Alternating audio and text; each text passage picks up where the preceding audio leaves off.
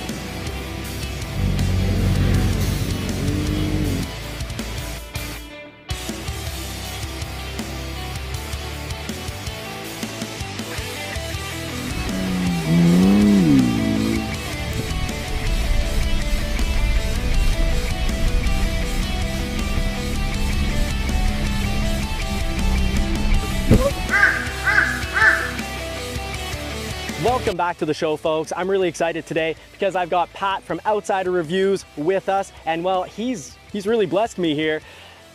Helping out a brother, he's helping this brother out with bringing the Bronco Raptor. I've never driven this thing. I've done walk-arounds. I've, read all the stats, but I can't wait to actually get this thing off-roading to really compare those differences, to really feel, the turning radius, the suspension, the braking, the acceleration. I'm pretty excited to try out the 3-liter twin-turbo V6 versus the 2.7-liter twin-turbo V6, because I've always kind of suspected or hoped that the 2.7-liter is almost as good spec-wise. Not a huge difference, but can't wait to put the pedal to the metal over on the trail. Pat, thank you so much for for your presence, and well, of course, for the presence of the Bronco Raptor. Absolutely. And guys, don't forget to like and subscribe, because we're gonna race. Not gonna be much of a race. I'm gonna kick his little butt with his 2.7, and we're absolutely happy to be here, stoked to be in this sand pit. Can't wait for it. Let's put the pedal to the metal and jump right in. So now we've got Pat here, who's gonna give her in my Wildtrak. So I trust my brother here. He's gonna take care of the vehicle and probably get it stuck less often, but we probably won't get it stuck at all. I got the Raptor there stuck twice. That was a little embarrassing, but it is, and it's the better machine. Oddly, I didn't do it when I was in my own vehicle. So how are you feeling? How are you feeling driving this Wildtrak? What do you think? You know what? I feel like it doesn't matter, because it's the same traction technology, and sure, I lose a couple of inches in the tire and in the clearance. I think you're closer to 11 inches overall. If I am able to go get that traction, I have that front camera that I love, I think we'll be able to do just fine. I think you're the better driver between the two of us. I'm pretty confident about that. I'm going to come to that I conclusion. guess we're going to find out in a bit, because we did chew up that sand portion after the second the second obstacle between the first and the second. We chewed that up pretty badly. I slid off. I essentially just didn't have the space and slid off the lip onto the 20-degree down angle. I think it's just because you lost momentum. You lost momentum, because as soon as in the sand, as soon as you stop momentum, there's a sinking factor that goes along with losing that momentum, and then that's a lot harder to get. In sand, you want to keep momentum as much as possible, and you only stop when you absolutely have to, and that is a sharp left turn. That is an extremely sharp left turn. So if you don't turn at the exact moment, it's gonna happen. So that might happen with this vehicle. Fair. I'm used to driving in the forest, where it's more of a solid base, more rocks, more mud. But speaking of all those types of terrains, okay, so this doesn't have the, you've got in the Bronco Raptor there, you've got the off-road mode, but here you got sand mode. We've got sand mode, which I like. So let's just go through the Wildtrak's modes. We've got Baja, which is, you were mentioning earlier, for Baja, it's all about that Yeah. High speed. Yeah, it's about high speed, and it doesn't lock any of the diffs, so it's really about Baja, go fast. But you know what? I'm gonna say right off the bat, I think that the Bronco Raptor's GOAT modes are simplified. It's Baja, rock crawl, which goes in 4 low, and it's 1 pedal drive and stuff, and then you got off-road. Here you got a few more modes. I mean, you got normal, you got eco, like this car's ever going to be eco anyways. A brick in the wind. Yeah, no, that's right. We've got normal, we've got the eco mode. I like what you had to say about that. We've got sport mode, which, yes, this, with 330 horsepower and 415 pound-feet of torque, it deserves to have a sport mode. That's very appropriate. That's plenty of power. It's not a V8, but it's got that low end torque. It has snowflakes here and rain, and then there's seems like Z, like you're sleeping. Is that not Z's? Like, I know it's the slipping symbols. It's just kind of like. But you're right. No, there are. I was like, wait, I can put the car to sleep. So you got mud rut. That's something that I don't have. Okay. That would be the off-road, I believe, for. Mud rut would be more what I'm used to using. Because your diffs are locking up too. Yeah. Diffs locking up. You've got sand mode, which is one good option for today because, well, this is very loose sand. Yeah. We'll do sand mode. Yeah, sand mode. Yeah, makes a lot of sense. But just to finish up, we've got the Baja, and then those are all the modes. So you're right. 1, 2, 3, 4, 5, 6, 7. You still have 7, and I have 7. I just forget what. You got off road. I had off road. Yeah. Off road kind of simplifies it. You just put it in off road, and it's gonna off road. Yeah. Fair enough. This is not a spill test because we'll fail that one. So I want to start turning right away, and see if I can make this one. You know what? I think you got to back it up. I think I got to back it up. I'm sliding forward. Sure. All right, and we're not going to make it on this one, but we did chew it up. So I mean, that's not exactly a fair assessment. Oh, easy. That was easy. It did not get stuck at all. And here I want to go high, get that high pitch, and then turn it. Keep that momentum, right? So you don't want to floor it. You don't want to do this and that and go front, back. You just want to keep a nice, smooth momentum in sand. Now, when you get the rocks and stuff, that's a whole different ball game. It's all about slow and steady on the rocks. Yeah. So you went to the Bronco Off-Road Academy? Yeah, and we didn't really have any sand there are no sand portions. So sand is new to me. It's a new experience other than beach driving, which is not this at all. Yeah. And the Bronco Off-Rodeo in New Hampshire, it's all about those tight trails with tree branches and trees all over, rocks, uneven terrain. Yeah, last time I hit this pretty quickly, and I don't mind. I'm not going to do that to your Bronco. I'm not going to do that, but I am going to go fast now. So I'm going to try to go get that Baja mode. I want to see because you got to test the difference, right? Right on. I'm just going to punch it. We're not going far. I'm just going to punch it. Oh wow, underwhelming. I'm sorry, but that's underwhelming. It's definitely a lot less. It doesn't sound nearly as good. Like Wildtrak needs a muffler. Just that or something. Off the line was a little bit underwhelming. That's all I'm gonna say, man. Fair. It's good enough for me.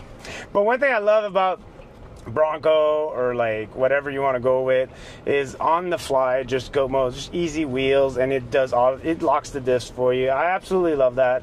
And the tech is great. The tech is unbeatable, and it does make off-roading easier because you don't have to think, okay, I'm in sand, should I lock my front, should I lock my rear, what should I do here? It just gives you what you need.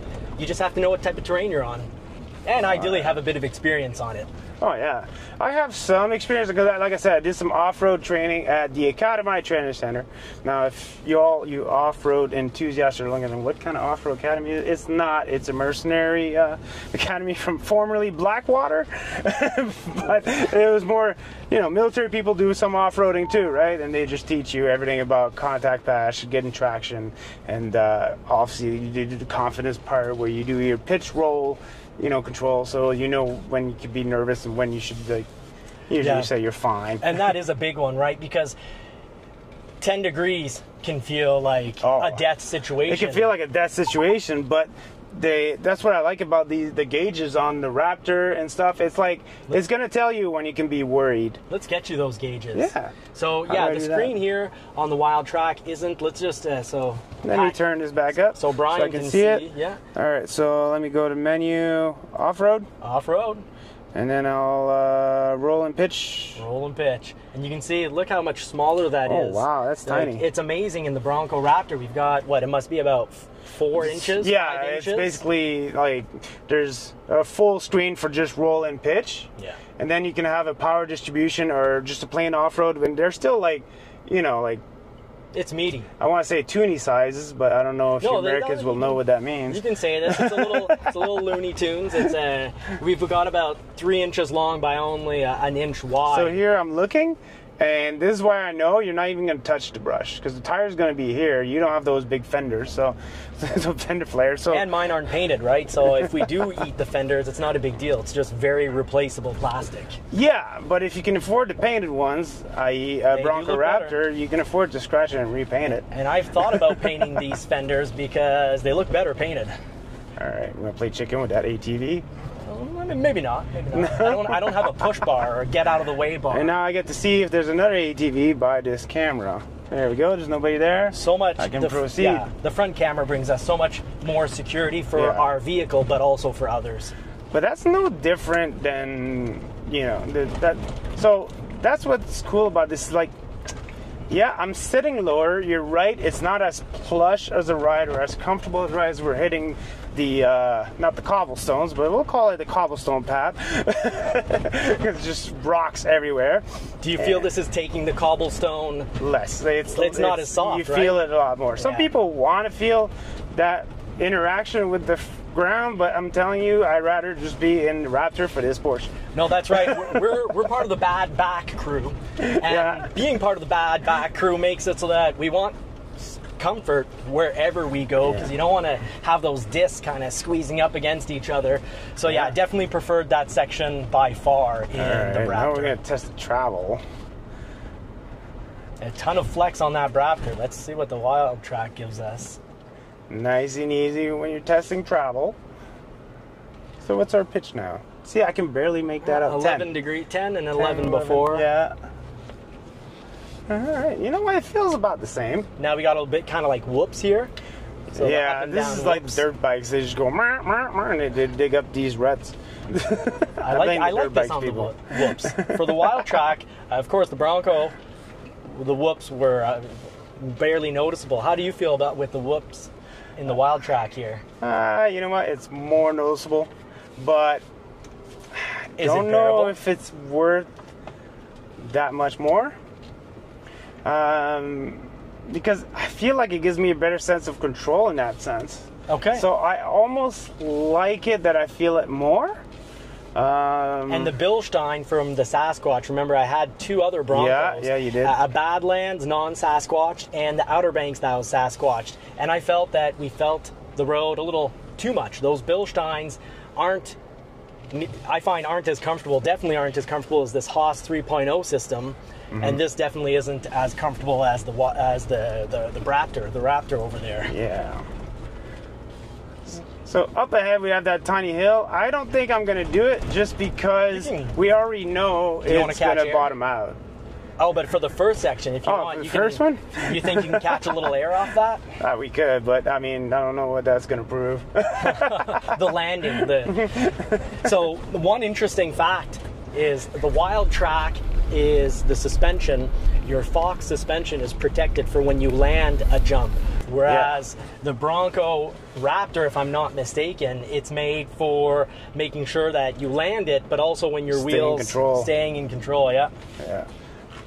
Instead of landing it and then performing a barrel roll. Now, do you want to go and hit that one again? Because you hit the middle one. I did, because we already know it's going to bottom out, because you said you felt the rock last time. Let's do it. You still want to do it? Yeah, let's do it. I'll get it from the outside. I bought skid plates. All right, let's see if we can jump over Brian, unless that was not what you were talking about. Not quite what I had in mind. Not quite what you had in mind. Okay, so we're not going to jump over Brian. We're not going to jump Brian. We're just going to let him out. We need to paying for those skid plates on the Wildtrak. It's not standard on the Wildtrak, right?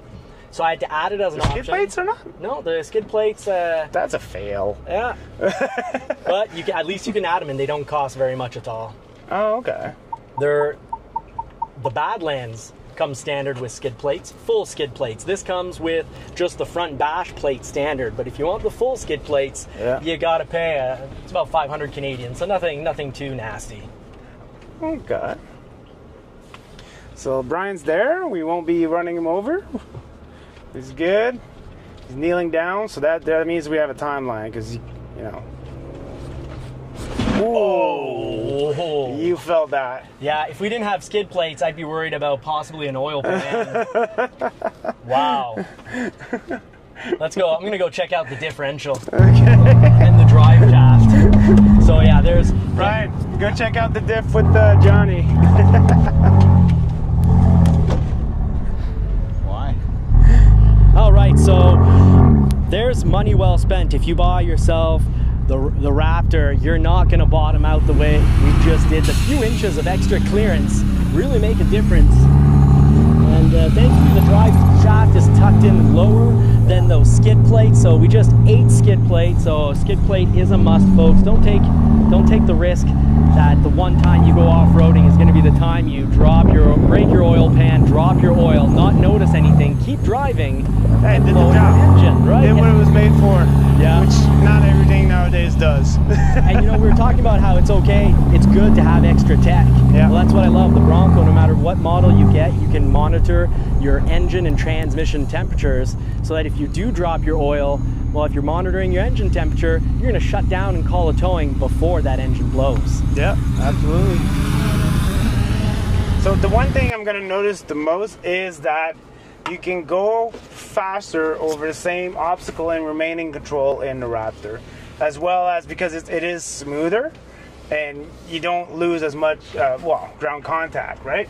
Yeah. So if I was to take one big key takeaway, other than it's fancier and it has a better breakover point, a breakover angle and clearance, it would be that it's allows you to tackle obstacle at much higher speed and confidence, and you still retain better traction along the way while you're doing that. And more obstacles without bottoming out. Yeah. And of course, with extra travel on the suspension, it can take on more aggressive angles. Yeah, and I find the off-road gauges to be that better. I want to say driver, not ergonomic, obviously, but it's more intuitive because it's easier to see, right? Because you're tackling obstacles and you're looking at obstacles, you're looking at the screen, you want to be able to just glance over. And if I just glance over, I'm like, wait, what's my angle? What's my push angle? Way too small, right? Way too small. Way too small. So that'll be another takeaway. I'm fully support what you said, and it boils down to the question of, are those differences worth the extra money? Now, if you've got a lot of money, yeah, absolutely. Yeah. Buy the Raptor. Yeah. But I'd say if the Raptor kind of really pushes your budget, don't think you have to have a Raptor to have fun. I've had fun with the Wildtrak. He's keeping up with me. He's keeping up with the Raptor, no problem. It's just not when I decide to punch it. You're not keeping up. No, that's with right. me. Yeah, I'm going to leave you in my dust. I'm actually quite surprised that going from a 2.7 liter twin turbo to a 3 liter twin turbo, that there's that much difference. 330 horsepower in this bad boy, the Wildtrak right here, but that's the big boy. Yeah. The big boy, you've got 418 horsepower, 440 pound-feet of torque. Yeah. And I thought because this has a lot of torque, it's got 415 pound-feet of torque in the Wildtrak versus your 440 in the Raptor. I thought honestly there wouldn't be very much difference. But I gotta say, I've gotta admit it, even though I'm biased and this is mine, I'd like to say that it's as good or almost as good. It really isn't. The Raptor is worth the extra money, but it's all about, is it worth the extra money for you? If it's gonna strain your budget, get a Wildtrak. There's always the option, you could always get a Big Ben. A lot of Big Bens are selling, and you can always get the Big Ben and modify it when you've got the money. If you do, from time to time, have available cash. Yeah. If you're on a sort of a monthly budget and you never have, $4,000 or $5,000 come in extra loose money to modify your vehicle, well then go with the bigger monthly payment and get either a Badlands out of the box. A Badlands, not Sasquatch, is going to get you a whole lot of fun off-roading. You're going to have a great looking vehicle. Yeah. You've got enough height. You've got a standard your boards underneath, your skid plates are standard, whereas here I paid a lot more money, and I mean, like, it's about 10,000 Canadian more. A Badlands is about a 2.7 liter Badlands. You're gonna have at about 74,000 Canadian, and then you're gonna jump at least 10,000 getting into a Wildtrak, because the Wildtrak is gonna play you between about $82,000 to $88,000. Wow. It adds up quick, guys. I mean, you don't get into this kind of hobby or sport if you don't have the money, I would think. Obviously, a lot of people will compare this to Jeep and all that stuff. My biggest point when I'm compared, the Bronco Raptor is the only Bronco until this one that I got to drive. So I guess I got spoiled in that sense, that's my first experience was with the Raptor. But on the road itself. So the Bronco Raptor is extremely capable off-road, just as much as any other, even Jeep 392, I would say, which has that big V8. But on the road, it just handles so well. So this is like the everyday vehicle that can off-road to the max if you needed to. I just think it's the best of both worlds, and to me, that would be a no-brainer. Now, I wanted to talk about the mall crawl, the daily drive, because what I think, my opinion on all this, my 2 cents, is that the Wildtrak is a better option as your daily, because you're getting much better fuel economy. So you're going to... What do you get? I'm getting between 17 to 22 miles per gallon, or roughly 12.6 liters per 100 kilometers if I'm semi-careful, and if I'm not careful at all, it's like 14, 15 liters per 100 kilometers. So being careful, I can get 22 miles per gallon. Is that on regular or is that on premium? I like to run premium, and I've noticed getting 91 octane isn't quite worth it from 87, but going up to 93, there's not much of a price difference between 91 and 93. 93 is worth it. You get more power out of the vehicle as well. It's cleaner. And you're looking at 15 miles per gallon on that one.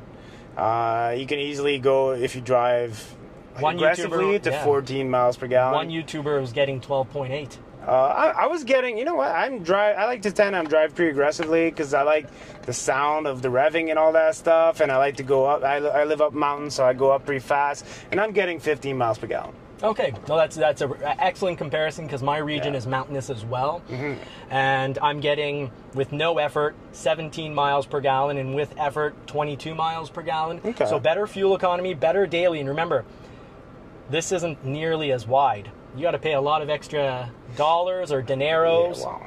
To be honest, I was able to park just fine. Okay, let's just throw it out there with all the cameras and everything. I went to several parking lots, mall. Costco's the easy one, obviously, but the malls, and I don't even want to hear that discussion. It parks just fine, people, even if it's a bit wider. I'm talking like 7.7 feet, I believe, is the overall width. I had to measure it because the bridge we're going to cross, because we're going to go a little bit get wet and muddy in this next one. I don't know if that's going to be a full video, folks. It might end up being a couple of shorts. We'll see what we may end up to, because, I mean, it is noon. It is lunch break. And when I'm having fun, I don't need to break for lunch, but that Bronco Raptor, I believe, is as wide or slightly wider than an H1 Hummer.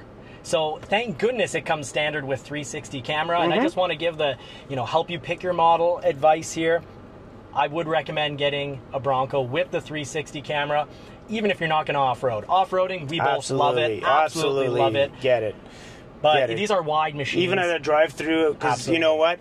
The wheels stick out, right? So you're looking at your body frame. That is not your width. When you're looking out and you see those handles, 150-pound max load handles on there, you can see that as a gauge. That is not a gauge on the Raptor. You have to literally, because I almost... at a drive-thru, you want to get close as possible so you can be able to pay without completely getting out of the vehicle. Well, that is the one time that I noticed, like, oh, I got to pay particular attention to that. But the sensors are calibrated for that, so they'll beep, they'll let you know.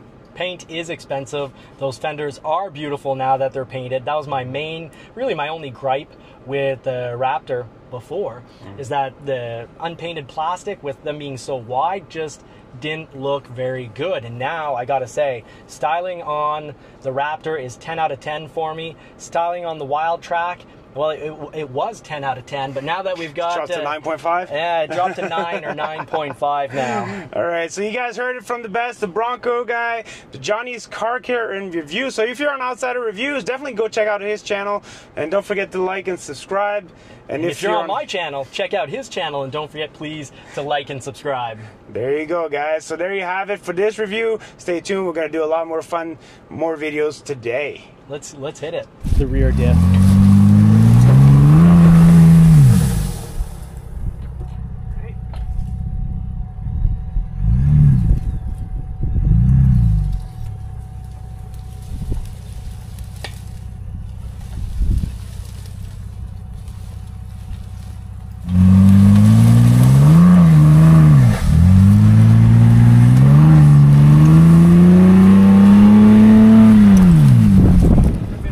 When the camera's on, because there's no way we can see what's going on there.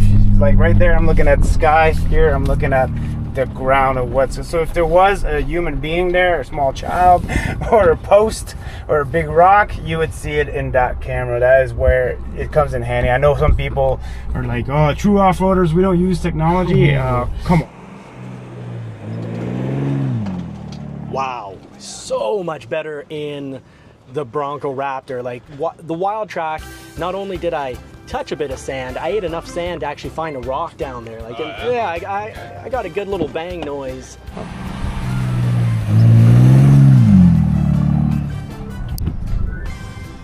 Lesser Bronco. Lesser. But maybe it's enough. Maybe it's the smart money Bronco. Maybe it's the baby. Let's find out if it's the baby Bronco. Let's find out. Let's do it.